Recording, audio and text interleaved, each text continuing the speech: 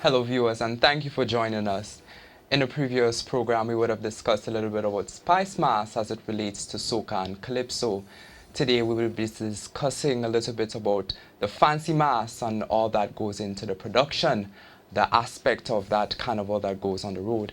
Before, we would have seen everything come out on a display, but we never really know what goes behind it. So today we're going to be talking a little bit about production and the cost and what it takes to bring out a mass band. And today we have Mr. Richardo Keynes Douglas joining us here today to do just that. And thank you for joining us. Today we have with us Mr. Richardo Keynes Douglas, Cultural Ambassador. How are you doing this morning? Very well. Very well. Excellent. Nice to be here. All right. So we want to be talking a little bit about Spice Mass, well, as it relates to the fancy mass. Mm-hmm. Will you just give us a little bit of background, well, in your field? Okay. Well, mainly I'm a theatre person. I've been in the business now for the past 39 going on 40 years. So I don't want to age myself, but since 1978 I graduated, and I've been doing a lot of plays and movies and TV, and I won a lot of awards in North America for my plays and stuff. Mm-hmm. And about in 2006, I came back to Grenada, and people have been asking me, why don't you bring out a carnival band, you know? So to me, I just thought it would be nice because I want to do something different from my theatrical side of things. So I came onto the carnival scene in 2006, mm-hmm. and it was very successful. I came with Sailor in Your Sailor. And we won Queen of the Bands for the first time, you know, exactly my first time on. Our King came second, you know, we won pageant. And then I guess kept on going. And then eventually I won Band of the Year, and I kept winning King and Queens again. And then in 2011, I decided to bow out of the competition and out of Carnival completely. I just didn't like what was happening, you know, a lot of bacchanal and confusion and stuff like that. And I decided I'm just going to go back to my theatre stuff, because Carnival is just an extension of what I do. Of what you usually do. Yeah, it's just something else I do. A little bit on the sidelines. Exactly, you know. Yeah. So I decided to leave in 2011. And then this year, everybody kept saying, come back, you know. So I said, you know what, okay, I'll come back. So that's like 3 years later. Yeah. So this year I came back on the carnival scene with Wee Mass, and it was really, really fantastic. You know, after leaving for 3 years, you kind of lose your people, because of course they go to different bands, and you know, so coming back, it was all like starting over. It was a bit challenging. It was very challenging trying to get people back into the band. But of course I had my diehard fans who always would go with me wherever I go. Everywhere you go. Yeah. And just really, really wonderful, because I really got a nice crowd of people. And my costumes are normally very different from the other bands. I try to be different, because I'm not into the feathers and beads, you know, which is beautiful, you know, but it's just each his own. But it's just me, I like to do more costume stuff. And this year we won King of the Bands, which is great. Well, congratulations. Yeah, thank you. With the King jab. So we came back, and the response has been tremendous, you know. So everybody said next year. So God willing, next year I know the band is going to be bigger, and I already have an idea. So that's my foray into the carnival. Okay. And you know, we always see the fancy costumes in the streets. Right. And we all want to go out and have fun, you know, everyone coming from different countries just to come down and enjoy our Spice Mass. Right. But we never really know the preparation that goes into it, you know? So tell me a little bit of the process of starting a band, per se. Okay, it's hard in a sense. First of all, you need sponsorship. To start a band, you need money. But before you even start a band, you have to want to do it. You got to love Carnival, because it's a sacrifice. You have to have an imagination. You have to have an idea before you start the band. So you want to know what you're doing for next year. And then you start doing the designs, creating the designs. Once you get the designs, you have to start looking for material. You have to know what material you want, what shines in the sun, what flows in the wind, you know, all that sort of thing. Do you want to use wire? Do you want to use fiberglass? Do you want to use aluminum? All those things have to come into the mass man's head when he's creating costumes. But one of the main things is money. Money to back. Funding is really, really important, especially for new bands starting off. Some bands are very fortunate they have big sponsors, and and big sponsors, behind them, which is great. But bands, and the way the economy is right now, it's really, really hard because people are not giving you cash, they give you in kind. And I always say you can't fly down to Trinidad on a case of drinks, or a case of ice. You need money to fly the flight and go down to Trinidad to shop. And unfortunately, we have to go to Trinidad because we don't have enough Carnival stores in here with the material. But I must say, this year I bought all my material from Grenada, which is a plus. You did? Yeah, it's a really, really plus. It's a big plus. So funding is very important, and as you know, some bands get subvention, right, which helps them. The government gives its taxpayers money, but they give you subvention to assist you in bringing a band. Now, it's really hard because you have mass campus. People see a costume on the road and it's all beautiful and stuff like that, but the process that goes on in a mass camp, we started since February, and it's day in, day out, and if you don't have the money, you have to come up with ideas how to to make it happen. Yeah. Like me, for instance, there's a section called Fancy Palm, which is the beach into a palm tree. And instead of using feathers, I use the flecks from the palm trees themselves. Oh, okay. Yeah, and then I varnished them, so I preserved them. Then I sprayed them with gold and stuff like that to make it look like the sun hitting the branches. But that's where creativity and imagination comes in. So you have to use what you have to make things work. So money and sponsorship is very important. And again, depending on the sponsors, because sponsors would want to sponsor a certain type of mass. They want to sponsors, like they might want to sponsor young people mass, where they know the young people are drinking or they're doing this or they're doing that, so they want to put their money into that and stuff like that. So you have to depend on what the sponsors want as well. But I'm the kind of person, I depend on sponsors, but I'm not going to give up what my beliefs are or the kind of carnival I want to bring. Just so that you can get some funding. Thank you, yeah.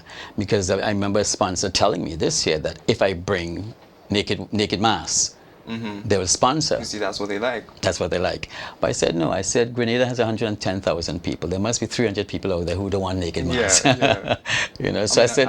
I mean, it would draw a bit of a older crowd, let's say a bit of a mature crowd. But we have some younger persons as well. Thank you. That don't want to go off flashy. That's right. As what they would say is in. Yeah.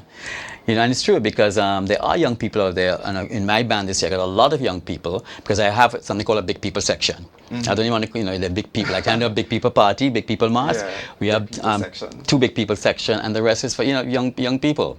So I cater to the young folks as well.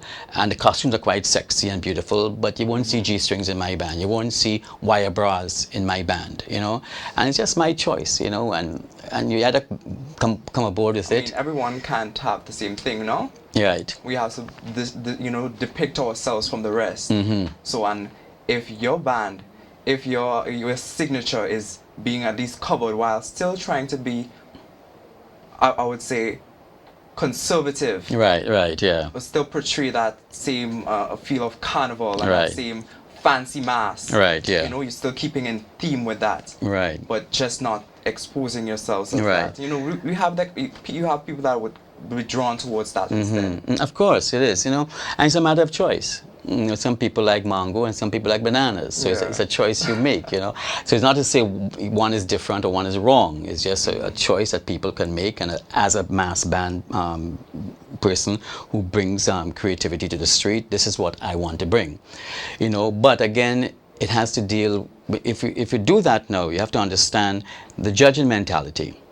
Because judging, we have to educate the judges as to what is carnival, what is mass, what is creativity, what are numbers in the band. Because some people just see a big band and they judge it. And they say that's a band of the year because it's big. But a small band can also win a competition, like in Trinidad. There are many factors that contribute to a good band. Exactly. Numbers is just one aspect of the judging criteria. But some judges, when you're not well versed or well seasoned in judging, can see a big number and see 300 people and go, "That's fantastic! It's a band of the year." But like Minchell, for instance, in Trinidad or Brian McFarlane, they always win band of the year, and they only have 3,000 people in their band, and other bands have 10,000. But Brian and Minchell, they bring creativity to the street. When you look at a costume and you see the magic and the creation behind it, the hard work, So for me, when we come to talking about bands in judging and stuff, I find it very, very hard to have judges who just take 2 workshops and put them to judge somebody who has been in the business for 40 years. Yes. And, you know, it's an insult to all It kind them. of feels like it undermines you in that sense. Of your course. creativity and all your Yeah. hard work that has to Because go you don't into it. understand. You cannot judge something. They take you off the street. You have this thing where I want to judge. I love judging. So I'm going to take 2 workshops, and all of a sudden I'm knowledgeable about mass.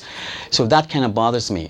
But we need new judges. We need young judges to come on board. But what has to happen is that the senior judges, they must be there, and the young judges that have come on, they have to shadow the senior judges, and that's how you learn.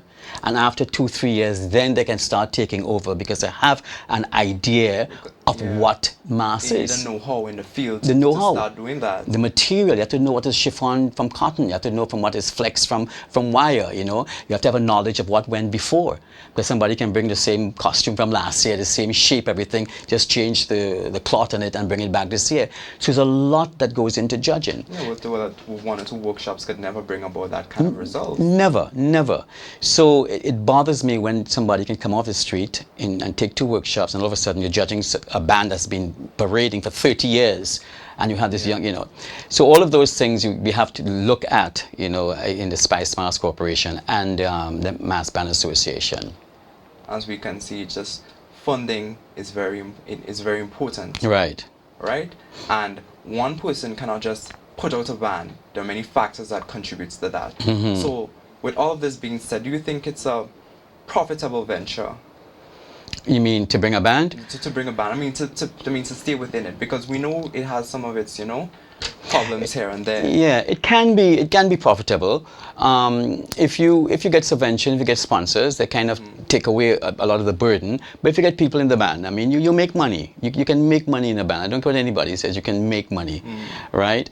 If you have 100 people paying $500, that's a lot of money, right? And sometimes you might spend $200 to make a costume, make 200 profit, you know, whatever, 300, you know, depending on the material you use, depending on the craftsmanship who you have to pay. All of those things line up, and then the sponsors take away the burden, and they help you with the DJ, with the truck, with the drinks, you know, so you don't have to deal with that. But if you have to deal with all of that, you'll never make money.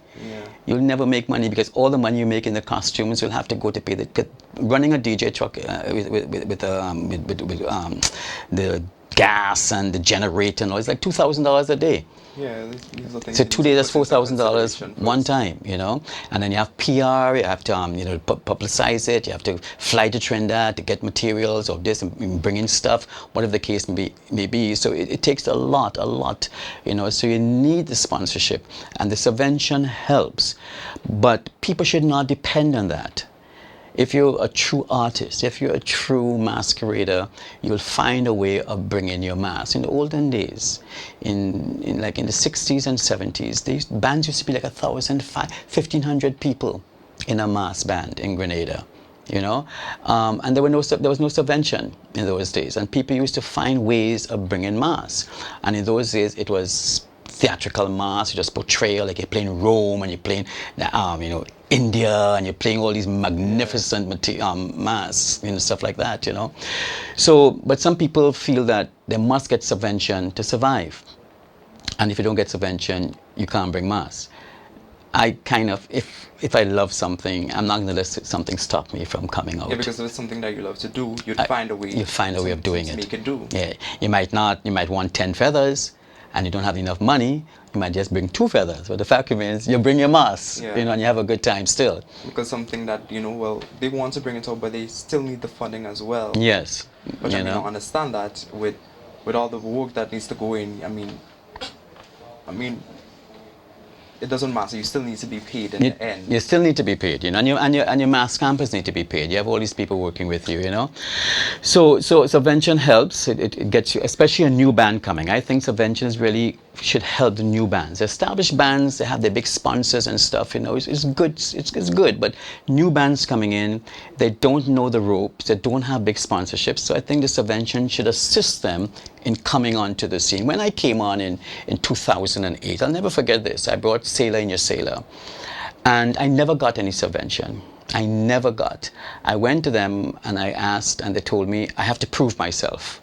I have to bring a band first. And this is me, who is a big international theater man who has done stuff all over the world and stuff like that. But they told me I had to prove myself. So I said, okay, I'll prove myself. I didn't get a penny from government, from mass, anybody. But I went out and I made it happen. And we brought Salinas and we won Queen of the Bands, we became first in pageant, you know, because I wanted to do it. So I found a way of making it happen. And that's what I think I keep telling young people. Don't let people tell you can't do something. You find a way of doing what you love to do, and you go out and you make it happen. Okay. You know? I mean, well, being on the scene, the carnival scene, the fancy mass scene for a couple of years, what would you say are some of the frustrations as, especially, well, this year per se, what would you think would have been some of the factors that would have not been so well in terms of outcome, in terms of preparation and bringing forth a mass band and everything? Well, I just have a feeling Carnival is pan, calypso, soca, and mass. Without pretty mass, there's no Carnival. When I say there's no Carnival, there's no Carnival without pretty mass. And jab and I kind of stuff, because that's what Carnival is. You can always have a calypso show during the year, a soca show during the year, a pan during the year, but you can't have a mass band during the year. So therefore, I just think there's a lack of respect for mass players. For fancy mass, like this year, for instance, supposed to be the year of fancy mass, and there were no ads, you know, celebrating fancy mass, and none of that. We go into the park. I just start with the March Gras. We were told organization is horrible, as far as I'm concerned, especially for this year. We went to the park at 5 o'clock, and there's something called track judging, where the judges come backstage and you lay out your costumes on the floor, or you mount it on something, so the judges can come and see the neatness of the costume, how it's made. You know, so it's called track judging. So you get points for that, because you can have a really tacky made thing, but on the stage it looks beautiful under the lights, right? So you really can't tell it's so up here and it's big holes here and stuff like that. So there's that judging. So normally the March Gras is supposed to start at 7 o'clock. You know, we get there at 5, and the track judging is at 6, and we're on at 7. You get there at 5 and you're there until 9 o'clock, 8 o'clock, and you're not on stage yet, you know. You go there are no tents for you. And not every year this has happened, because I know people in the past, like 2 or 3 years when I was there taking part, like people like Jenny Woodruff and Colin, they made sure there were things there. So, you know, so it's not every year. But for this year, this is what happens. And there's a lack, I think, of organization and planning for the masqueraders. On pageant, again, it's always a late start. On the road, it's hard to jump up on the road. You get to the judging point, there are no marshals. All the spectators are in the middle of the road. Camera people are coming inside of your band to take pictures. So you really can't portray your mask in front of the judges. So therefore, it's a lack of organization. That should not be happening. I always want them to bar off that area where the masqueraders are performing, and the spectators are moved from that area, because you can see them along the road. So little things like that.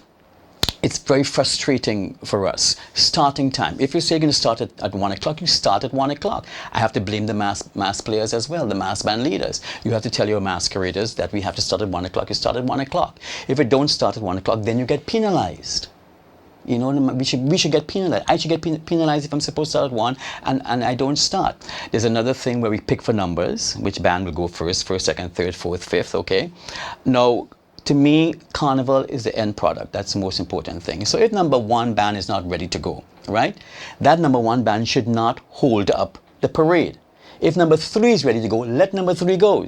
Let them go. Yeah, so there'll be a smooth flow. Yeah, exactly. The mass is the most important thing. And if you're organized, all you have to do is radio to the judges and say, number 1 is not coming up, number 3 is coming up.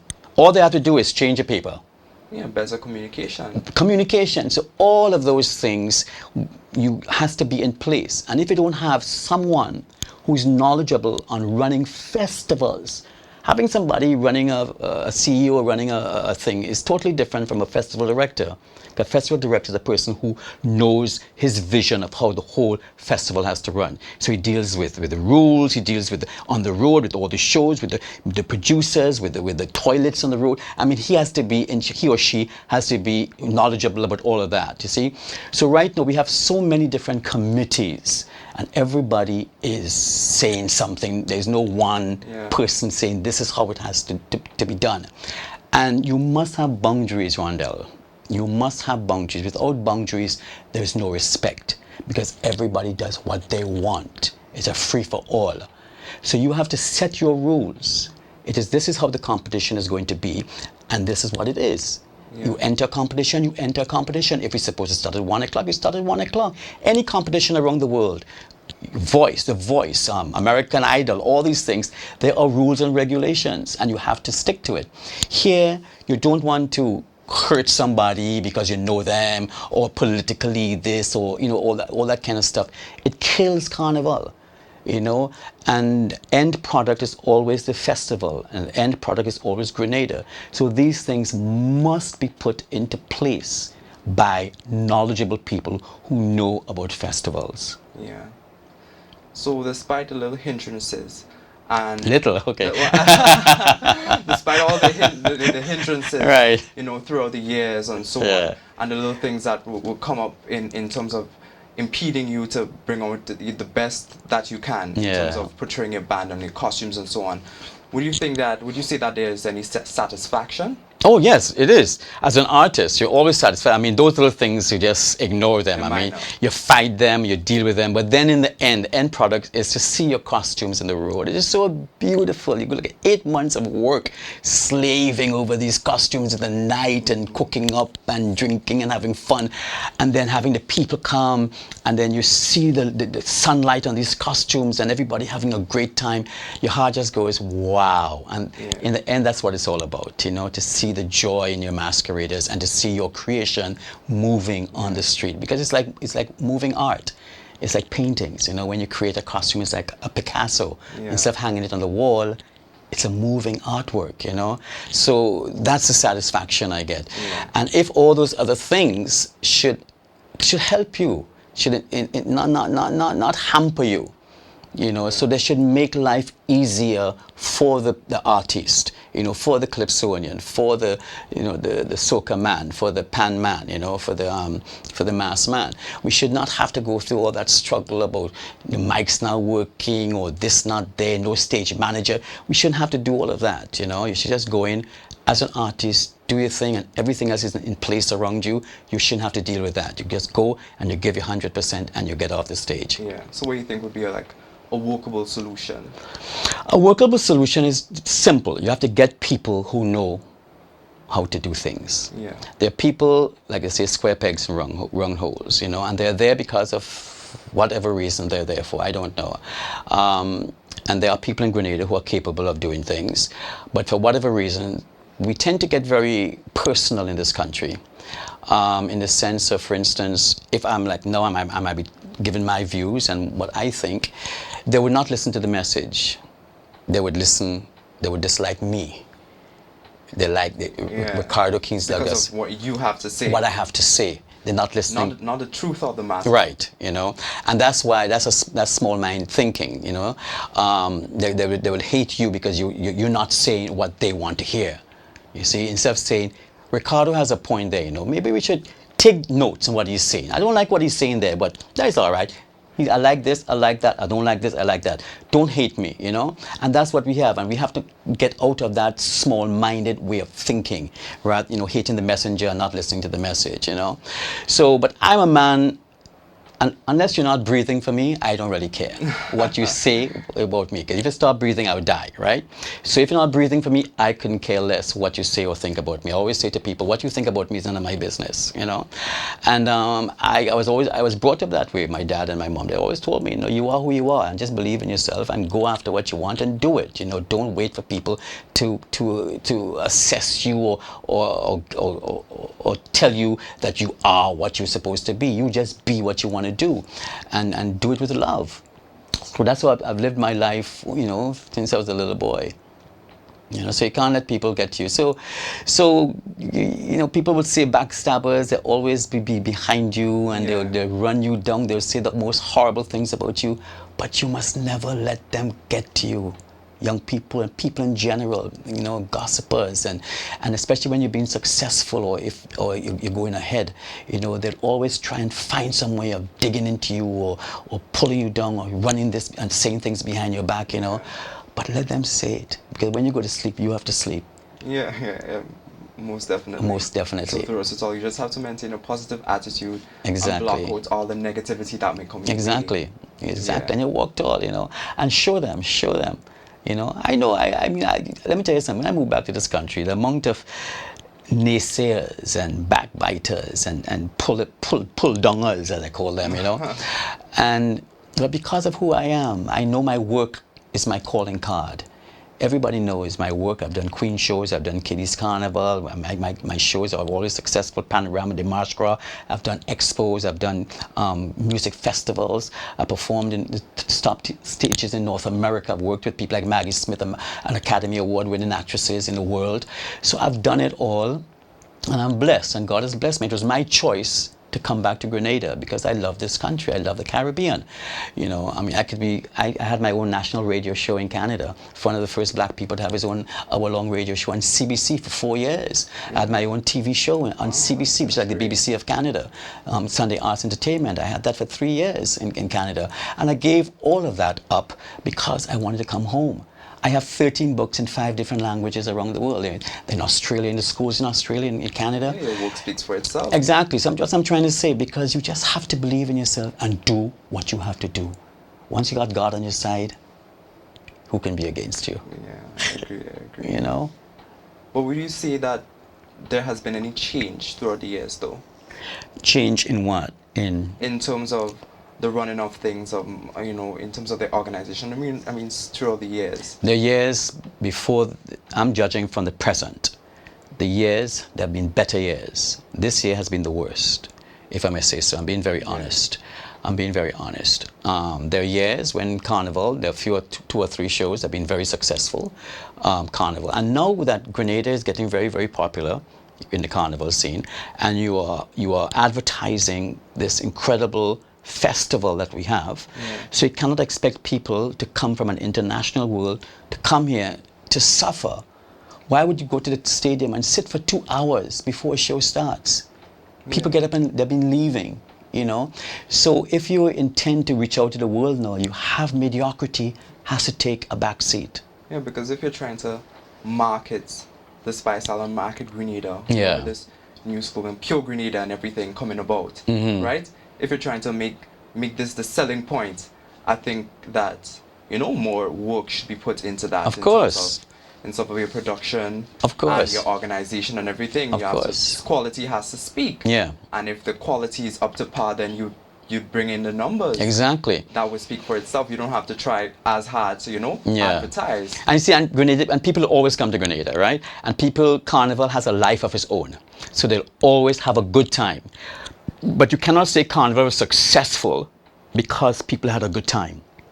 People will always have a good time. No matter what. No matter what. They come, they drink their rum, they jump in the street, they wine for 3 days, and they go on back about the business, like a big fete for them, right? Yeah. But was the product successful?